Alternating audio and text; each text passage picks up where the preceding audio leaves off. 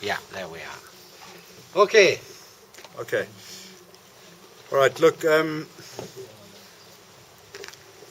paraloops, basically really what the fly, the technique that I want to demonstrate is called paraloop hackling. And it requires a little bit of a sort of a homemade contraption. You can use a parachute tool. You might have, I use my vice light actually. I saw some of you guys have got a light that actually attaches to the stem of your vice. That works brilliantly. This light's a bit light, so it's not going to work with this light. So I've kind of made an adaptation here, and I've cut some elastic. Usually I use elastic band and a paper clip to do it. I thought I'd quite happily go down. Do you guys want to come watch? I go down to Cedar Square and try to get some elastic bands. Don't go to Cedar Square to buy elastic bands. You're not going to find any. Okay, so no, you're not going to find any anywhere in Cedar Square. So I had to run around my shop, and I managed to find some of this stuff. So this is going to work. Okay, you might need to help each other out. Basically, what we're going to do is we're going to create a loop of thread in order to do the hackling. Now you can incorporate this paraloop hackling style into any fly, be it a Griffiths gnat, a midge pattern, a mayfly patterns, any emerger pattern. You can actually incorporate it into any pattern. So really what I wanted to just come and demonstrate is how to do the paraloop. The rest of the pattern's pretty basic, mundane. I know you guys are all in a big competition in that, but I think if anything you can take away from this is just to understand this. It's a great technique. They say that it actually floats flies better than CDC. Because it really just looks like a clump of hackle sticking out in all directions, and that's exactly what it is. Unlike a parachute, where your hackle is sitting on the sort of horizontal, or a traditional dry fly where your hackle sits vertical, it's not any of those. It kind of just, it's everywhere. Kind of like CDC, it traps air bubbles and it floats very well. On this fly, you don't want to use a gel floatant. You want to rather use a spray type floatant.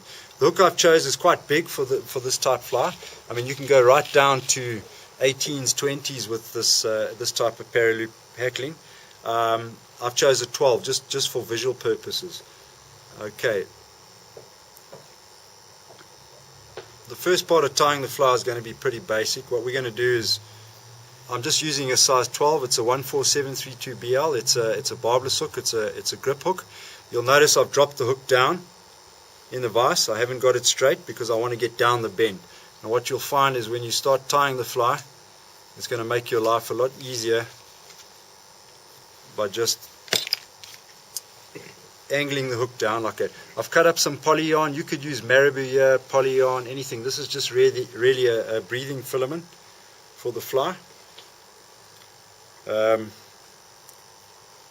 Just don't take too much. You want very little. You'll have to split this up a bit amongst you. Now just to save with having to do too much trimming, I'll just pinch that on top and then just run it down the shank. I'm using a brown thread, and I'm using a light colored goose bite. Just a point here. A lot of us, when we tend to tie, well, this is a turkey bite actually, but when we tie with goose or turkey, when using a lighter colored turkey or goose bite, it's quite a nice idea to use a darker thread. And you'll see when I make the body, to get that really dark segmentation, that doesn't come from the bite itself, it comes from the thread showing through. If you ever look at this turkey bite, I'll pass one around. It's got a very transparent edge. I don't know if you'll see it.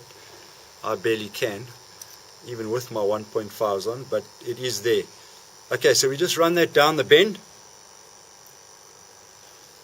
and you must use the bend of this hook. That's why we've chosen a hook with this curved shank, so that we can, right, that you can cut now, you can cut later. I'm just going to choose to cut it now. Just a short little breathing filament. Stick one of these turkey bites in your mouth. Don't swallow. I've done that before. It's not much fun.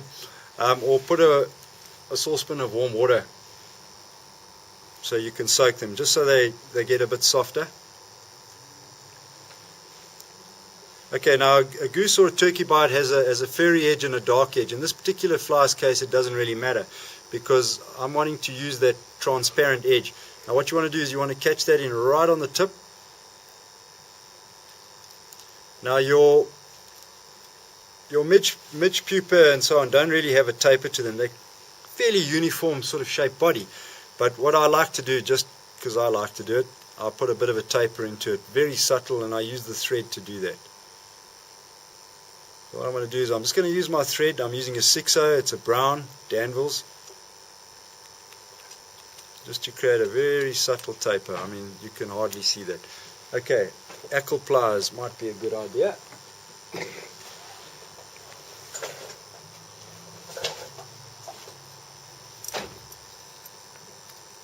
If you're tying with flies sort of 14 and smaller, you can get away with a goose bite. But anything bigger than a 14, you battle to get the length. Right, as I was saying, you can start just by winding this. Now I'm going to leave spaces here. A lot of the flies you would butt them up, in other words, just overlap. You can do that as well, then you won't get that sort of definite segmentation to it. But I like to leave a bit of space. Now you'll see that transparent edge. I don't know if you can see it in the. Now that's going to continue with this sort of segmented effect that I'm looking for. Now what I want to do is, here you got to be careful. You've got quite a wide biot. So if you just come very aggressively with your thread and pull on it, you're going to tear it. So what you must do is roll with the biot like that. I just sort of rolled it over so I don't tear the biot, and then come in and cut it off. That way you're not going to damage the bite. We're going to put some dubbing in here. Alright, now I've worked with the bend. So now it's getting a little bit awkward to work with the slope here, so I'm going to correct the hook in the vise and just bring it up to an upright position like that. Alright, now obviously at this point you could have decided to choose any color bite you like. You could have done a dub body, a strip turkey, peacock quill body, whatever you like. Now we're just going to put a hot spot in. I don't know too many midge pupa that have a bright orange or pink or red sort of spot to them, but you know what? We all do it as fly ties, and it works. You often see the orange cheeks and so on. So I'm just going to take a bit of orange.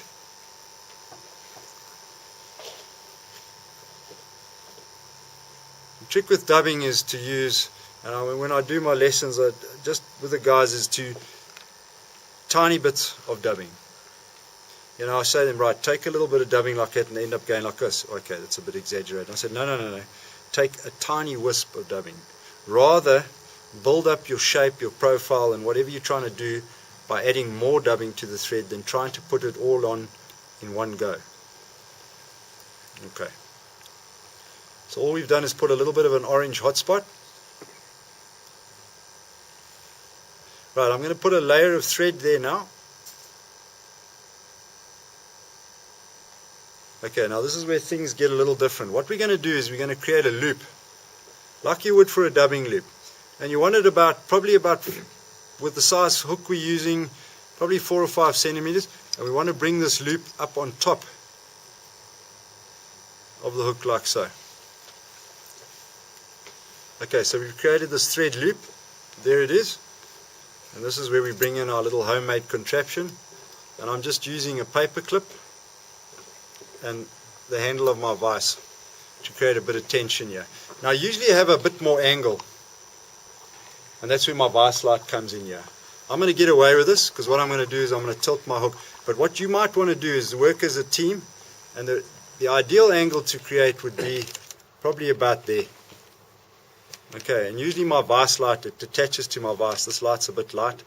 I just hook it over my vise light, and there I have the tension on the thread that I need. We'll get away with this.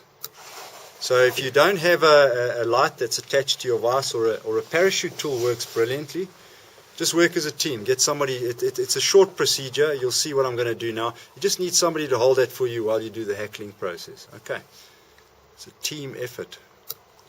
Right, what I'm going to do because of that angle is I'm going to just angle my hook a bit more so that I've got the space to work with here. Okay. Right, Now, choosing hackles to do paraloops, there's no getting away from it, and you cannot beat it. To get yourself some dry fly saddle hackle's the best, rather than neck hackle or from a cape, because this just gives you the length to work with, which is really nice. You know, you don't have to stress and hassle with short feathers and that. And most of these dry fly saddles are rated sort of 12 to 18 sort of flies, and I can get a number of flies from one saddle. Okay, don't be too particular about it. Just strip a bit of the stem, tie that in right at the base of the thread. Make sure it's secure, and we'll just clip that out. Clip that bit of waste away. Right, we're going to leave that one side. We need to choose a thorax now. And yeah, again, you can decide on dubbing, peacock curl. There's peacock curl for you guys to get stuck into.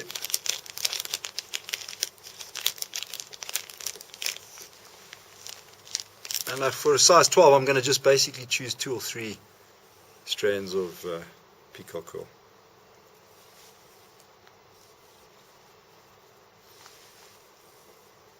We'll just put the peacock curl into the fly.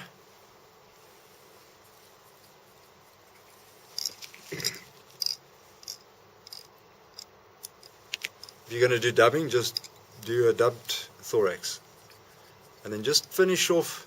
Now leave enough space here at the front behind it. You want to leave the distance that I leave here, where I'll finish off the thorax, is about the size of the eye of the hook. You just want to leave that space. It's kind of a no-go area. You don't want to go in there, because we need to tie off this hackle and paraloop. And then we'll just wind this thorax.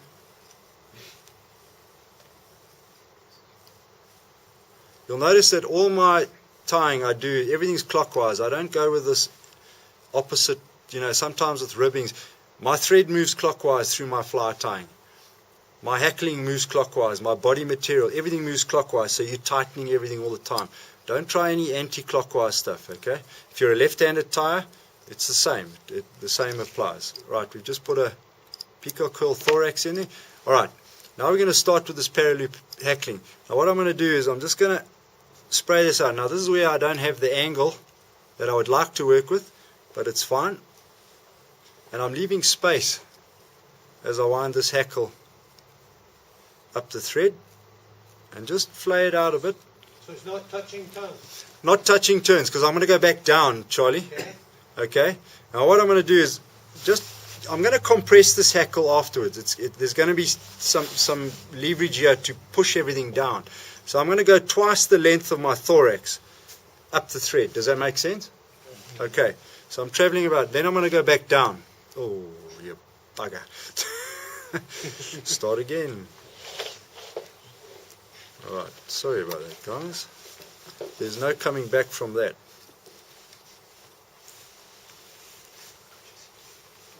You get to see it twice. Yeah, it happens. Yeah, no, very slow. Gonna need 3 hackle. Murray. Oh yes. For the first time in about 6 years. Thank God it happened to you. It always happens to us. It happens, it happens. And it will happen again.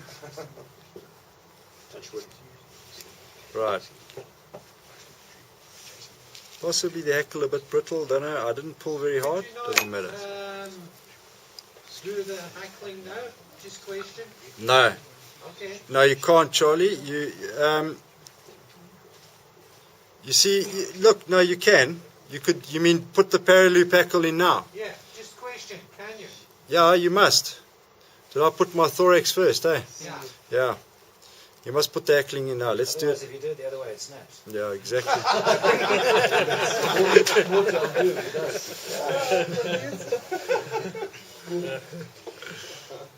So I'm just asking if you could. You could do it either way, eh? No, you're going anti-clockwise. No. You can. No, this doesn't matter.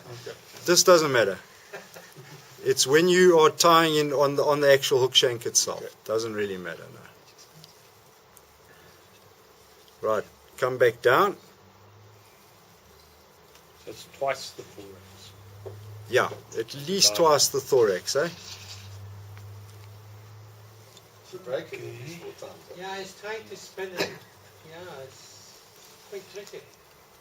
So when you Yes. come back, are you filling in the gaps? Yeah, you're just kind of winding, filling in the gaps. When I compress it, you'll see that it'll...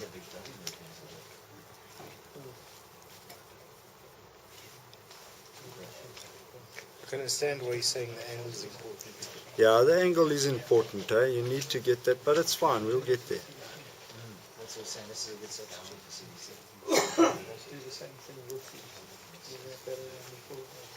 What you really need is a bit more tension. That's the whole trick, yeah. Don't snap it. Right. Somebody hold it for you. No, I'm fine. I'm getting there. Any problems if you hold it? I'm a very persistent fly tyer. Don't worry. You'll see when I compress it, it'll all come together. Right, getting down the bottom.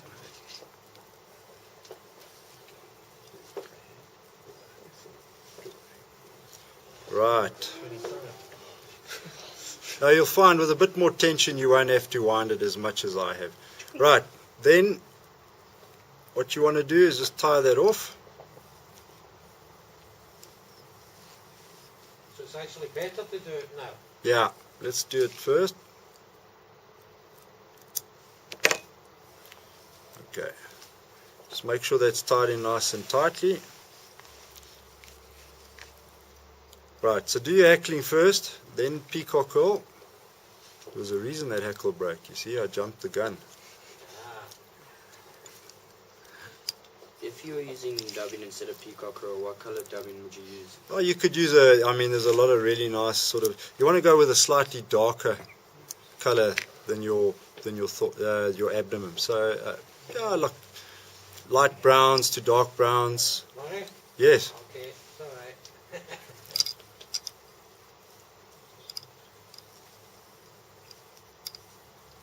Okay, then we'll just wind that peacock curl forward. Tie that off.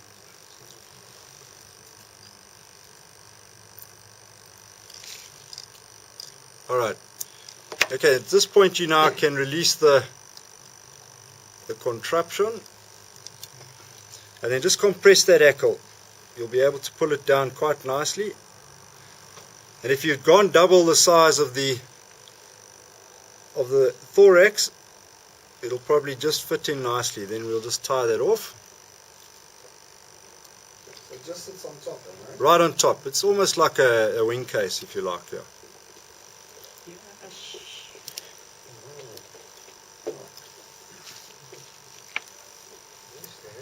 It looks Charlie in 1968. No, he's not. He's without your boat. And then we whip finish it off.